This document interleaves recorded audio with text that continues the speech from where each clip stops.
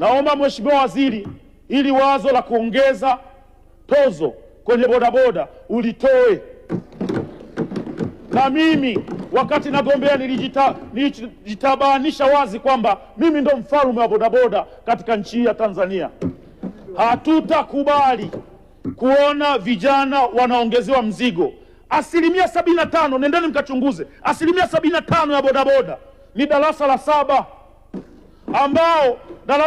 ambao wametengwa kwenye wizara karibia zote. Ukituona juzi kulikuwa na kazi zimetangazwa jeshini, wanatangaza kuanzia form 4, form 6 vyuo. Darasa la 7 mmewaacha mtaani. Angalieni wizara zote.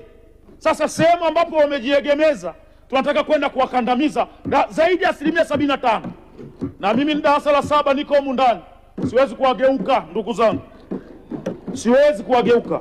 Mbunge wa Kigoma mjini Baba Levo amepinga vikali pendekezo la kuongezwa kwa tozo kubwa kwa vijana wanaojishughulisha na huduma za usafirishaji almaarufu bodaboda. Akichangia bajeti kuu ya serikali bungeni leo, amesema wabunge hawapaswi kuruhusu hatua yoyote ile itakayowaongezea mzigo wa kifedha vijana hao, kwani wengi wao wanategemea shughuli za bodaboda kujipatia kipato za kujikimu kimaisha kila siku. Aidha, Mheshimiwa Baba Levo amesisitiza kuwa si sahihi kuwakandamiza vijana hawa kwa kuongezea tozo kubwa, na badala yake serikali inapaswa kuwekeza mazingira rafiki yatakayowezesha namna ya kuinua uchumi wao. Moja kwa moja, hebu twende tukasikilize hili ambalo amelizungumza Baba Levo, kipenzi cha wengi kwa sasa, ni mbunge ambaye anapendwa na watu wengi kwa sasa hivi, na hili alipindiki.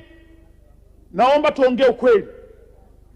Wabunge wa Bunge la Jamhuri ya Muungano wa Tanzania tumekataa kuwa wanafiki. Tumekataa kuwa vigeugeu kwenye swala la bodaboda. Tumekataa, na hii ni kwa sababu wakati tunagombea hawa vijana wa bodaboda ndio lilikuwa jeshi kubwa tunalitanguliza mbele ili tuweze kupata ushindi katika majimbo yetu.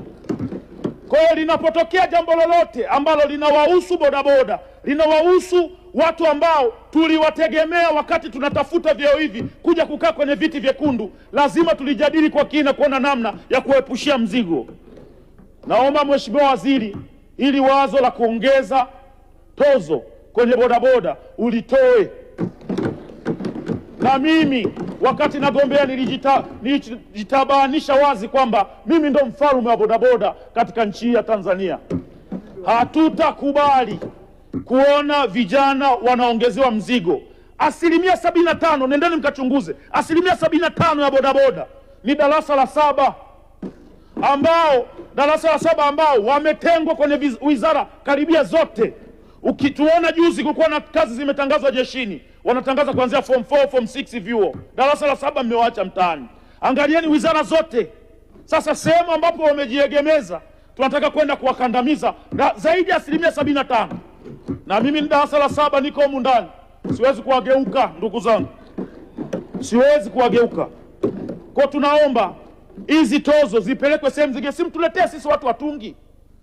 Bia ilikuwa inauzwa 1000 mkapandisha 2000, 3000, 5000 tunalipa tu.